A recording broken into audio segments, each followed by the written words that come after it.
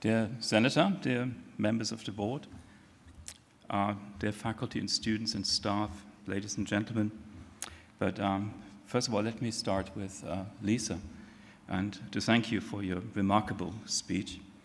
You know, in the Talmud and in Jewish mysticism, the Kabbalah, it is said that at all times there are 36 special people in the world, and were it not for them, the world would come to an end. They are called the Lamed Vav Tzadikim, or the 36 righteous ones. They, of course, do not know that they are among the righteous ones.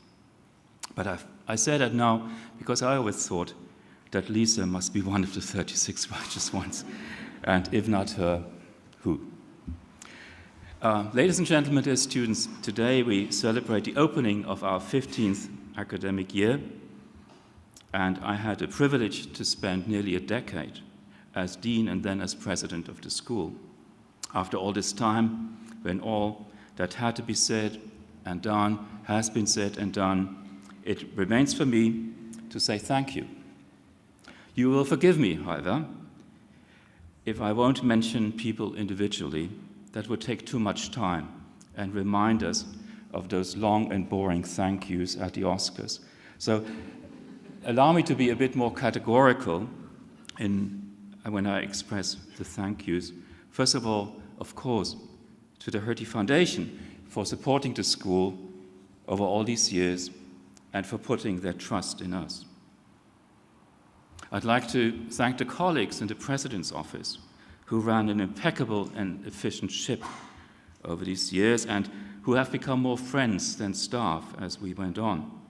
I would like to thank the 4 managing directors that survived me and with whom I could work very pleasantly, very closely, and very productively. I'd like to thank the faculty of the school for their commitment, and most emphatically, I'd like to thank the staff and the many, many unsung heroes in the administration that make the school function and work, and they did indeed work for long hours, all well beyond the call of duty. Above all, I wish to thank the students, alumni, current and incoming students. They are a very, very special people. They combine intellectual curiosity and commitment to the public good. They're eager to learn, but they're also eager to move forward, trying to make the world a better place. So thank you, Hertie students. You are the reason why the school exists, and you make it all worthwhile. Thank you so much. However, allow me to address briefly one aspect that has always puzzled me about the School of Public Policy in general and about the Hertie School as well. As social scientists and policy analysts, we get ever better at collecting and analyzing data, developing models, proposing solutions, evaluating programs, charting trends. Yet we often, perhaps too often, seem to miss out when it comes to fundamental changes, to crises of many kinds, to upheavals that change the course of history. What good are we in the end? As Queen Elizabeth once asked a group of social scientists in London after the global financial crisis, why did no one see it coming? The social sciences are 120-odd years old, and schools of public policy, as Lisa said, perhaps 60 to 70 years. How good are we then at understanding how the present shapes the future? In a way, all we do is about the future. Policy briefs, and my dear students, you will write many of them, are all about things to happen. They are about the future. We're not historians, we're forward-looking people. Understand today, shape tomorrow. However, here we have a problem, it seems. Let's go back 70 years to September 1948, when Europe lay in ruins and its people were defenseless, poor and hungry. Who in 1948 would have predicted that 10 years later an economic miracle had taken place and poverty given way to affluence? And those who felt well-fed and materially content in 1958, how many of them had a sense that 1968 was just in the offing, challenging the normative order, triggering many changes that we're still grappling with? And the 68ers certainly did not anticipate the oil crisis of 1973, and few people in 1978 thought that the Berlin Wall just down the road would come down within the next 10 years. And then we celebrated the end of the Cold War. Who would have imagined that the next decade would be Europe's bloodiest since World War II, with the Balkan Wars and the Caucasus conflicts? And few in 1998 saw the financial crisis of 2008 coming, and not many in the 2000s anticipated that by 2018, as Lisa just outlined, social media would be increasingly seen as a threat to democracy. So what do we learn from this? Do we keep missing significant events, historical turns? Why do we keep getting surprised? So that's what I was grappling with. And one answer is that we need to get better data. We need to improve our analysis and to think more perhaps outside the box. But I think that's the easy answer. Matters become more complex when we consider that in most of the cases just mentioned, there were indeed voices warning us, pointing to certain dangers, as well as to positive developments that need nurturing. But they were not heard and had no audience ready to listen to them. So what we must conclude, in addition to getting better with our data models and theories, we must also get better at making sure we communicate, debate, and engage in greater numbers than in the past, and such that we will not be overlooked and pushed aside. Yet it becomes truly complex, not only complex, indeed wicked, when we ask, what if? Would people in the 1980s have acted differently had they known that in all likelihood the Berlin Wall would come down? Would we have changed our behaviors in the 1960s, knowing that an energy crisis looms in 1973? Or how about today? We do know that climate change is happening and that serious implications are just around the corner. Yet what do we do? So knowing that something is likely to happen brings with it challenges, as does not knowing what the future likely holds. Perhaps it is better not to know, to bask, as sociologists would have it, under the protective shield of ignorance. Be happy and go lucky. And then if something happens, let's muddle through. That was the global financial crisis. However, all of that goes against our grain and is the opposite of what our calling is. Right? Therefore, I think that public policy schools and we as a profession must develop greater awareness of what could be challenged, what would be called the challenge of future-proofing, of informed governance readiness. And for this, we must develop not only better tools and better data and analytic capacities, but perhaps even more so, we need to nurture the necessary sensibilities involved and the stewardship required. And we need to nurture that among our student body, but also among faculty, much more than we have done in the past.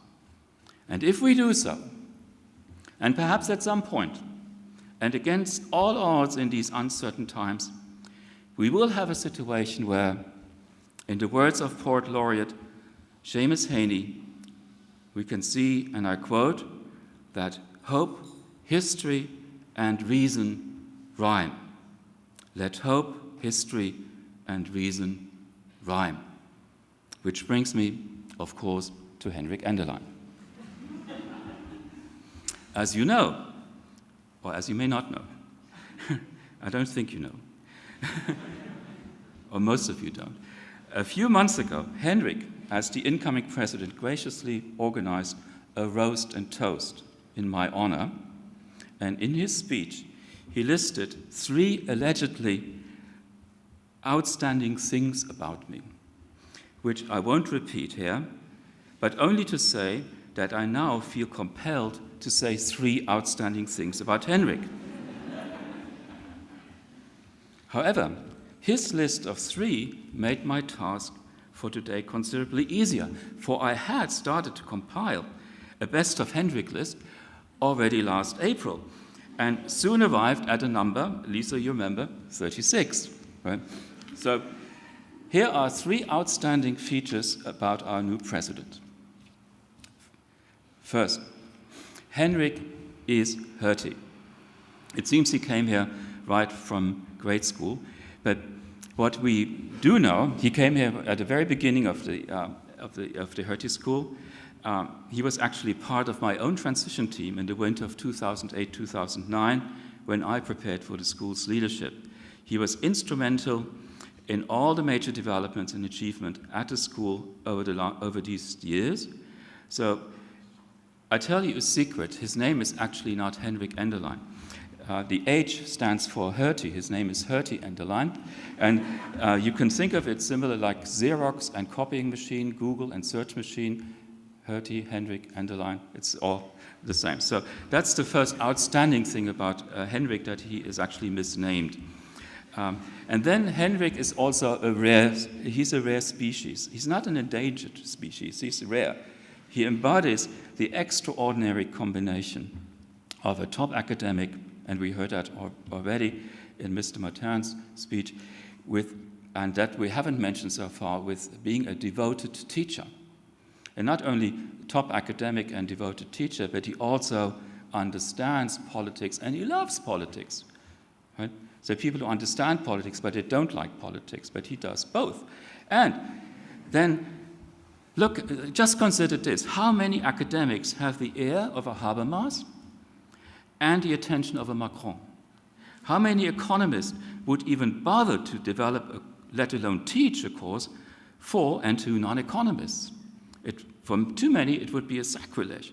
And how many academics are as comfortable in the seminar room as they are in the Chancellery, the Finance Ministry, or the ECB offices in Frankfurt? Not many. So Henrik is a rare, and for us very fortunate, species to have developed. And the third one is that Henrik has momentous oomph. Right? He has vision, and he's a gifted entrepreneur. He has courage and energy to take on tasks most would shy away from. The Jacques Delors Institute is the best example. Perhaps realizing that Berlin needs a think tank on and for Europe, he set about creating an institution that just in a few years' time has become a leading address for policy debates on Europe and is ranked among the top in the world. And just imagine what he can do here at the Hertie School. You will recall that Barack Obama wrote a book with the title, The Audacity of Hope. It seems so long ago, does it not? And when I think of Henrik, and referring back to Seamus Heaney, my favorite poet, we have here a colleague and a friend with the audacity to make sure that under his presidency, hope and reason will rhyme at the Hertie School. So allow me to ask Henrik to come on stage and share with us his vision for the future.